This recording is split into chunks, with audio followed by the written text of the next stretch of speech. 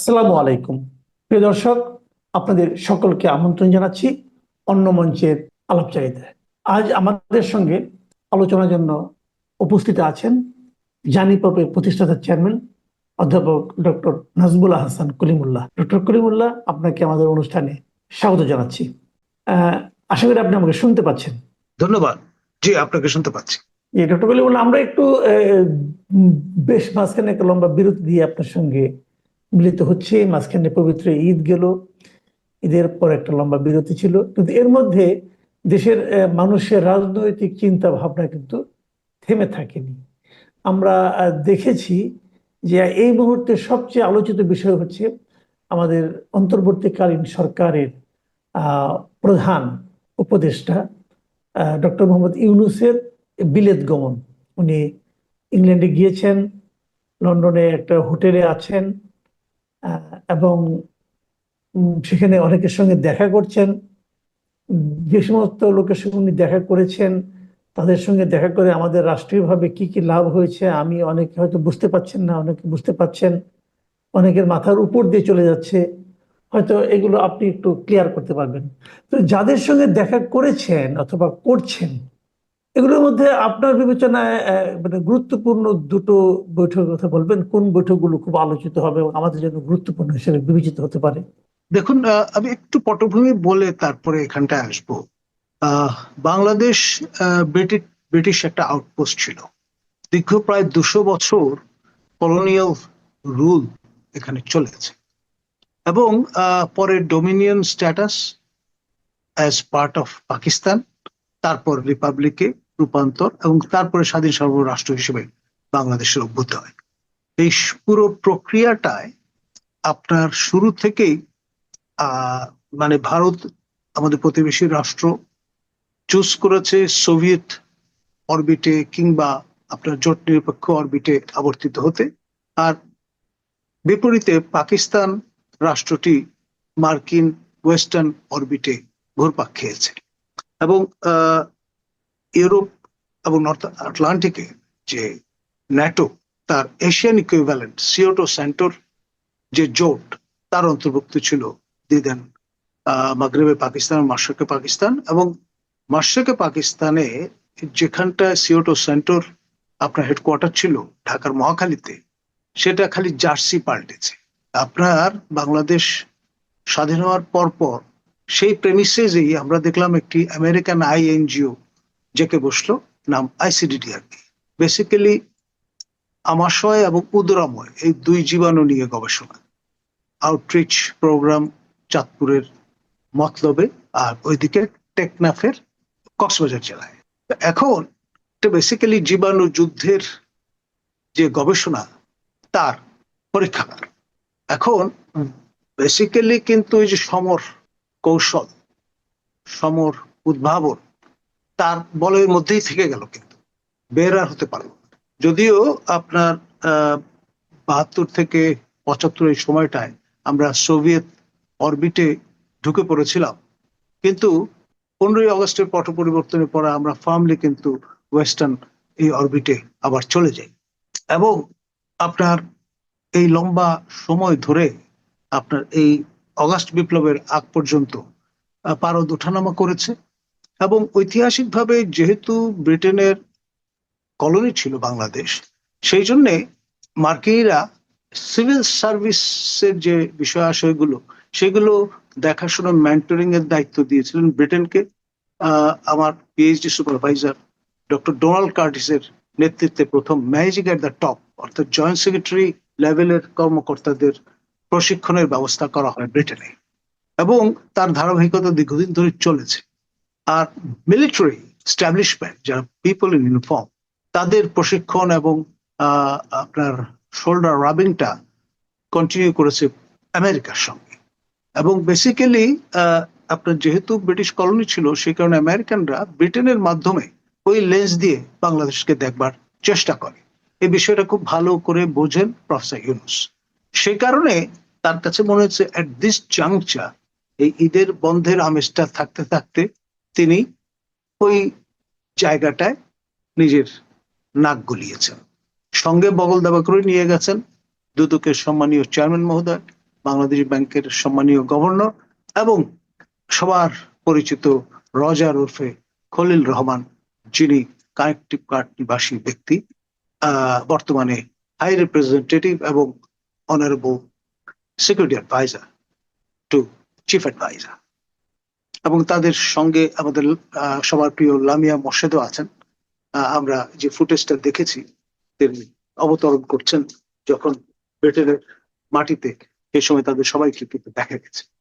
আর যাই হোক, আপনার যেই বিষয়টি খুব গুরুত্বপূর্ণ, সেই কারণেই আমরা দেখলাম যে তার সেই হোটেলে তিনি বৈঠক করেছেন আপনার ব্রিটেনের ন্যাশনাল সিকিউরিটি অ্যাডভাইজার আপনার জনাথন পাওয়েল মহোদয়ের সঙ্গে।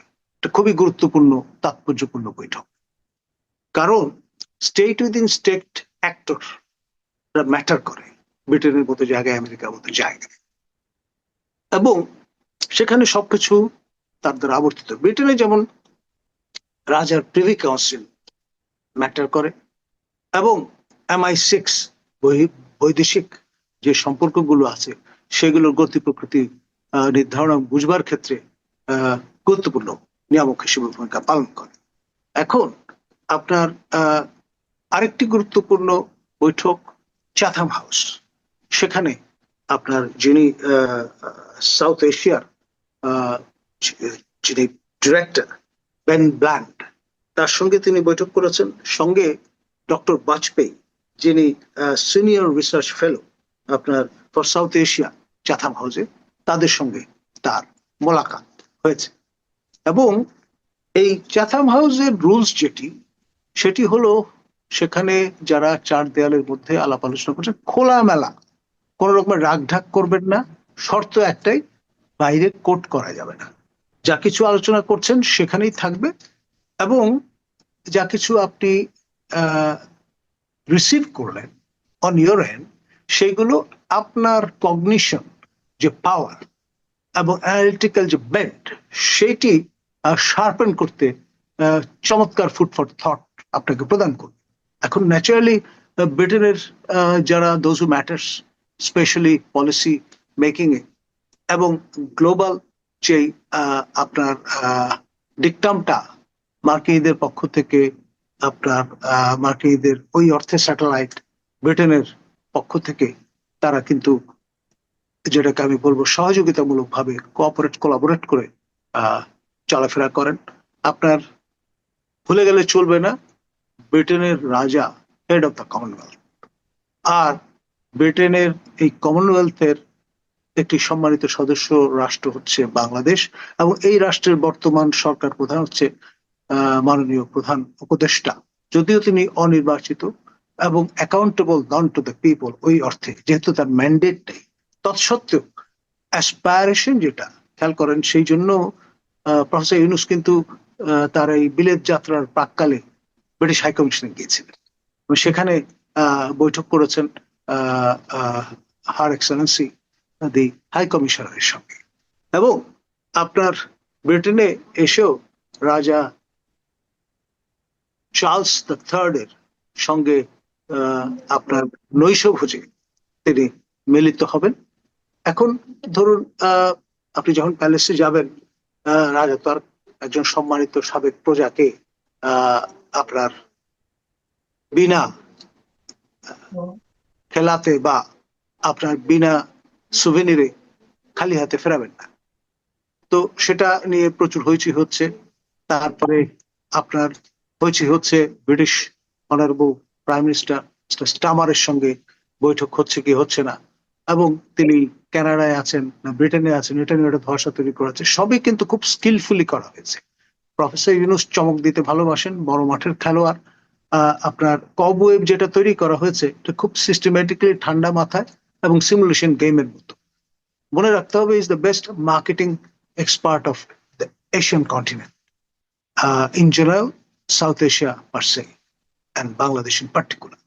তার সঙ্গে এই প্যাকেজিং এবং মার্কেটিং এ কেউ পারবে না, এবং ডিসেপশনে সেরা মাস্টার বলা যেতে পারে তাকে। আপনি যতই যা কিছু ক্যালকুলেট করেন না কেন, তার কাছে আপনি কোনোভাবে পেরে উঠবেন না। এই ধরনের একজন অকুতোভয় এবং অপ্রতিরোধ্য পার্সোনালিটি। জি, আমি আপনার কথা বুঝতে পারলাম যে উনি অত্যন্ত চৌকস এবং বড় মাঠের খেলোয়াড়, যেটা আপনি বললেন। এখন এই বড় মাঠের খেলোয়াড় সামনে শুক্রবার দিন আমরা জানি যে তারেক রহমানের সঙ্গে একটা বৈঠকে মিলিত হবেন।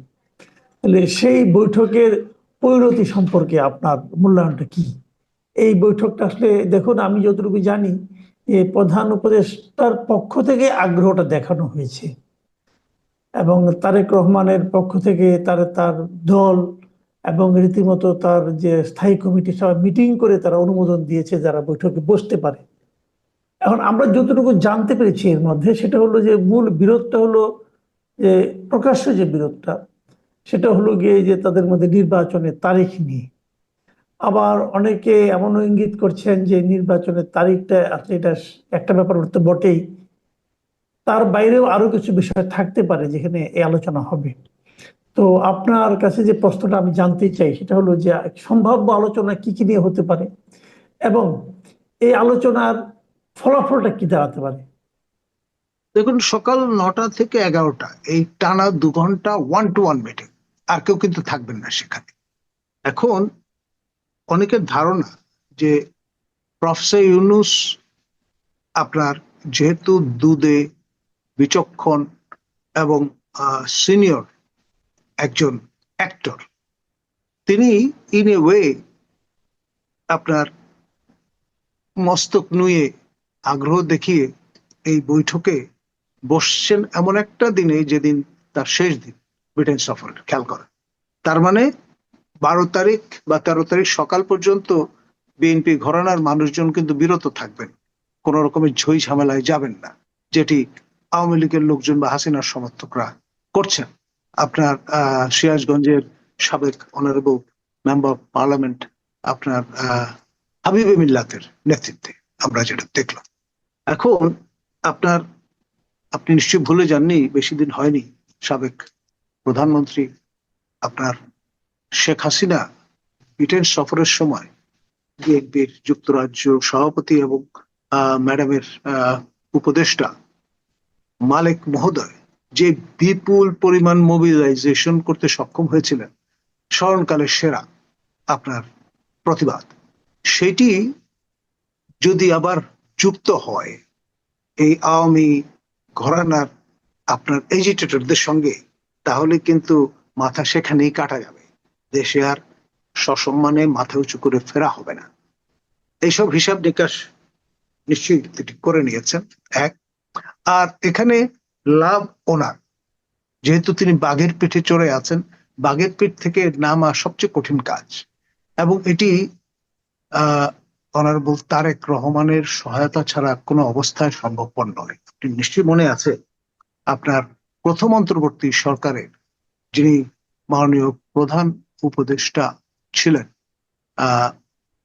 মহামান্য রাষ্ট্রপতি হিসেবে যিনি দায়িত্ব পালন করেছেন, জাস্টিস শাহাবুদ্দিনের সরকারে তারা ঠিক 90 দিন ফ্রেমওয়ার্কে কাজ করেছেন এবং সেরা একটা নির্বাচন আমাদের নির্বাচন ইতিহাসে সেটি উপহার দিয়ে বাড়ি চলে গিয়েছিলেন এবং নেগোশিয়েট করেছিলেন এক্সিট রুট। সরাসরি নিজে কোন রকমের ঘনিতা করেননি, তিনি বলেছেন যে ভাই আমাকে আমার অমল ধবল চাকরিটি ফিরিয়ে দিতে হবে। তো সবাই বলেছে যে তাহলে আপনাকে তো আপনার সংবিধান সংশোধন করার প্রক্রিয়ায় যেতে হবে। তখন উনি গো ধরেছেন যেভাবেই হোক সেটি করতে হবে। কবি মোহাম্মদ সামাদের ভাষায় একটা ভৃত্য মানসিকতা হয়তো তার ছিল, বরাবর তিনি চাকরি করতে চান, সেই কারণে শেষ অব্দি জাতিকে জিম্মি করে বসলেন। তিনি এই জাতির উদ্দেশ্যে ভাষণ দিয়ে বসলেন, বললেন যে আমার ওটার ব্যবস্থা করেন, আমি দ্রুত বঙ্গভবন ত্যাগ করতে চাই, এবং পাবলিক করে দিলেন বিষয়টা। তখন সবাই মিলে যেহেতু পূর্ব প্রতিশ্রুতি দিয়েছেন, তারা কিন্তু এই কাজটি করলেন এবং তিনি তার সেই অমল ধবল চাকরিতে ব্যাক করলেন।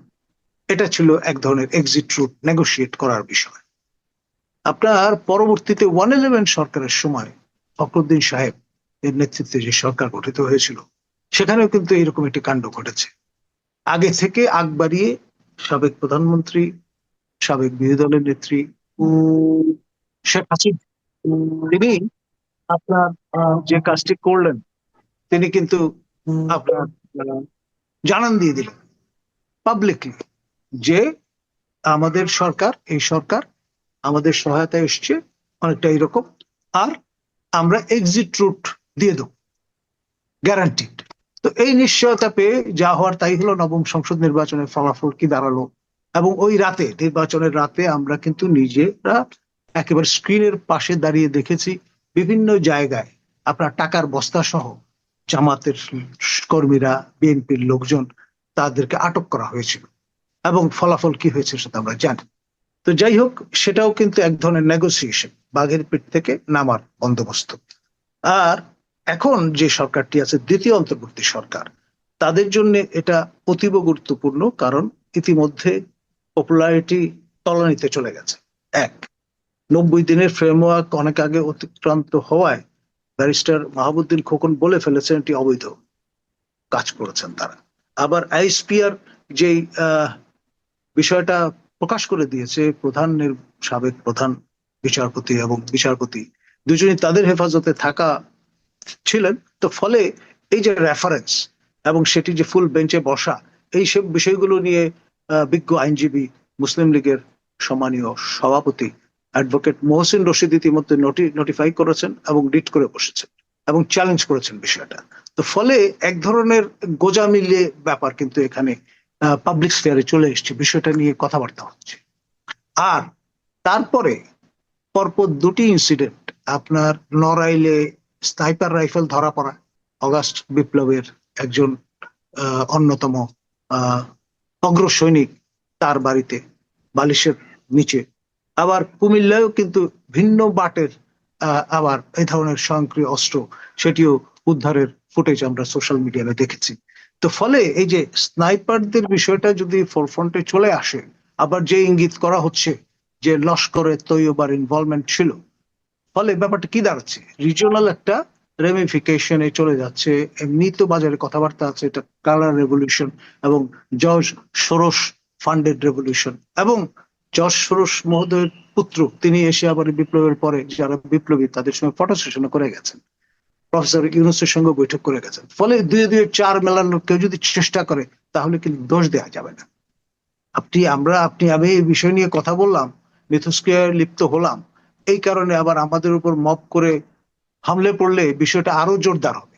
মানে কেউ যদি এই কাজটা করেন, বোকামিটা করে ফেলেন, তাহলে কিন্তু মাঠে মারা যাবে সবকিছু, বিপ্লব থেকে শুরু করে যাবতীয়। এবং আমার দুঃখ হবে, আমার প্রিয় ছাত্র আবু সাইদ এবং মুগ্ধ দুজনের দুই প্রতিষ্ঠানেই কিন্তু আমি দায়িত্বে ছিলাম, সেই জন্য আমি সবচেয়ে বেশি দুঃখ পাবো যদি জি, বিপ্লব করায়। একটা জিনিস আপনি বললেন একটু আগে যে বিচারপতি শাহাবুদ্দিন সাহেবের আমলে একটা আমরা অসাধারণ নির্বাচন পেয়েছি। আপনি নিজেও নির্বাচন নিয়ে পর্যবেক্ষণ করেন এবং এ ব্যাপারে আপনার প্রচুর অভিজ্ঞতা আছে। আমরা দেখলাম চেথাম হাউসেও কিন্তু বক্তব্য দেওয়ার সময় প্রশ্নের উত্তরে ডক্টর মোহাম্মদ ইউনূস বললেন যে জাতি একটা অসাধারণ নির্বাচন পেতে যাচ্ছে এবং ইতিহাসের সেরা নির্বাচন পেতে যাচ্ছে। ডক্টর ইউনূসের এই যে আশাবাদ, এই আশাবাদটাকে আপনি কতটুকু জাস্টিফাইড মনে করেন? আপনি কি মনে করেন সেরকম বাস্তবতা উনি তৈরি করতে পেরেছেন অথবা পারতে যাচ্ছেন? দেখুন, এটি যদি মানে বাস্তবায়িত করতে হয় তাহলে প্রফেসর ইউনূসের 5 বছর সময় লাগবে। সেটি কিন্তু অন্য কেউ বুঝুক না বুঝুক, ঈদের জামাতের সেই ঈদুল ফিতরের নামাজি বলুন বা ঈদুল আজহার নামাজি বলুন, আগত মুসল্লিরা কিন্তু সেটা বুঝেছেন এবং তারা সহাস্যে বারবার বলেছেন দালালদের কথায় আপনি কিন্তু পিছপা হবেন না, আপনি 5 বছর ক্ষমতায় থাকুন। তো এই যে নিরাপত্তা ঘেট অতিক্রম করে যে লোকগুলো সেখানে আসলো, এদেরকে আপনি যাই তাই ভাবে আপনার ব্র্যান্ডিং করার চেষ্টা করুন না কেন, তাদেরকে কোনো অবস্থায় ইউনূস বিরোধী বলা যাবে না। ইউনূসের ফ্যান তারা, এবং তারা চান যে 5 বছর তাকে সময় দেওয়া হোক, এবং তিনি কিন্তু বিষয়টা এনজয় করছেন। আল জাজিরার সঙ্গে সাক্ষাৎকারে তিনি কিন্তু এদের রেফারেন্স দিয়েছেন, এবং তিনি সম্ভবত আপনার সেই মানব সভ্যতার উষালগ্নে গ্রিক নগর রাষ্ট্রে ফিরে গেছেন। তখন কিন্তু স্পার্টা, অ্যাথেন্সে সরাসরি প্রত্যক্ষ ভোটাভুটি হতো সবার সামনে। তো এখন ধরুন ইলেকট্রয়েট হিসেবে যদি আপনি ঈদের জামাতকে ধরেন, এবং এটা মুসলিম মেজরিটি কান্ট্রি, রাষ্ট্র ধর্ম ইসলাম, তাহলে কিছু বলার নেই। এবং তিনি কিন্তু কিস্তি টুপি মাথায় দিয়ে প্রমাণ করার চেষ্টা করেছেন। তিনি সপ্তাহে যে মুসলিম ডে অফ সাবাত, অর্থাৎ জুম্মার দিনে তিনি কিন্তু কখনো আমরা দেখিনি নামাজ পড়তে যেতে। আর আপনার ফরজ নামাজ, জুম্মার নামাজ না পড়ে 5 ওয়াক্ত নামাজ যে তিনি পড়তে অভ্যস্ত নন, সেটা তার পিতার রেফারেন্স দিয়ে তিনি নিজ সাক্ষাৎকারে জানান দিয়েছেন আমাদের। আর আপনার রাজনীতিবিদদের অনেকেই তো ইতিমধ্যে বলেছেন যে তিনি ভেড়াকে বিয়ে করার সময় ভেড়ার শর্ত অনুসারে রাশান অর্থোডক্স চার্চের দ্বারা দীক্ষিত হয়েছেন, এবং স্বধর্মে ফিরে এসছেন কিনা সেটা নিয়ে আবার বিএনপির ভাইস চেয়ার বরকতুল্লাহ ভুলু একটা মেডিকেল বোর্ডের মতো বোর্ড গঠন করে দিয়েছেন, বলেছেন যে এটি ফয়সালা করার দায়িত্ব তিনি জামাতের আপনার আল্লাহর ওলি আমির ডক্টর শফিককে দায়িত্ব দিয়েছেন, যে কিভাবে তাকে স্বধর্মে ফিরিয়ে আনা যায়। এইসব সমস্যাগুলো মাথায় রেখে 71টা দেশে কাজ করা একজন মানুষ, প্রতিবন্ধী মানুষ, বান কি মুনের দ্বারা আপনার ঘোষিত disability rights champion of the world, তিনি কিন্তু ঈদ উল ফিতরের সেই নামাজে শরিক হয়েছেন, এবং আপনার ঈদ উল আজহার এই নামাজেও গিয়েছেন, এবং একটা কম্পারেটিভ পিকচার আমাদেরকে প্রদান করেছেন পর্যবেক্ষক হিসেবে। বলেছেন প্রায় 1010 লোক ছিল, চৌম্বকীয় আকর্ষণ তিনি অনুভব করেছেন সেখানকার অডিয়েন্সের মধ্যে। কিন্তু এইবার এসে দেখলেন 900-র বেশি লোক সেখানে উপস্থিত নেই, দ্রুততম সময়ের মধ্যে তারা চলে যেতে উদ্গ্রীব ছিলেন, এবং সেট করা লোকজন বাদে কেউ কিন্তু ওই আওয়াজটা তোলেনি। আর ইমাম সাহেবও প্রফেসর ইউনূসকে কোনো স্পেস দেননি বক্তৃতা করবার। দ্রুততম সময়ের মধ্যে মোনাজাত ধরে ফেলায় প্রফেসর ইউনূস বক্তৃতা করার সুযোগটা পাননি, এবং আপনার সেই ব্যক্তি যিনি পর্যবেক্ষক হিসেবে গিয়েছিলেন তিনি মানসিকভাবে প্রস্তুত ছিলেন যে প্রফেসর ইউনূস বক্তৃতা শেষ করা মাত্রই তাকে তিনি প্রশ্নমানে জর্জরিত করবেন, সেই সুযোগটা তিনি হারিয়েছেন।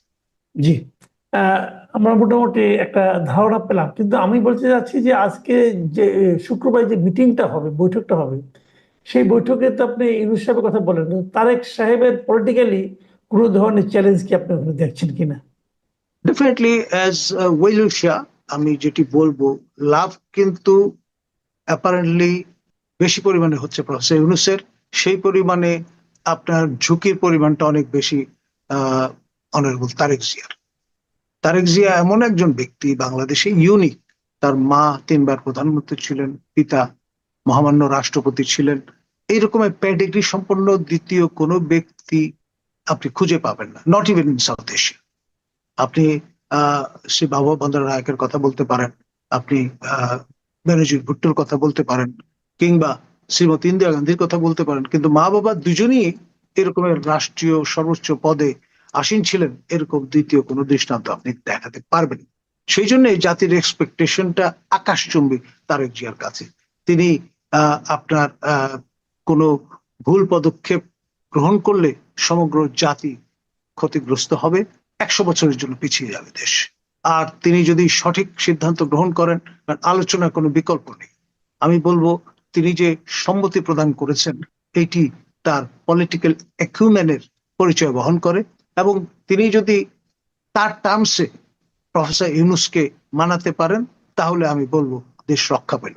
আর যদি বিষয়টা এমন দাঁড়ায় যে বাঘের পিঠে থেকে নামবার প্রয়োজনে তারেক রহমানকে তিনি ব্যবহার করলেন, সেটি হবে মোস্ট আনফরচুনেট, এবং এই রকমের একটি আনইকুয়াল আপনার ইকুয়েশনে বিএনপি কিংবা তারেক জিয়া পড়বেন তেমনটি আমি মনে করি না। All the best for both of them. জি, অনেক ধন্যবাদ জনাব নাজমুল হাসান কলিমুল্লাহ।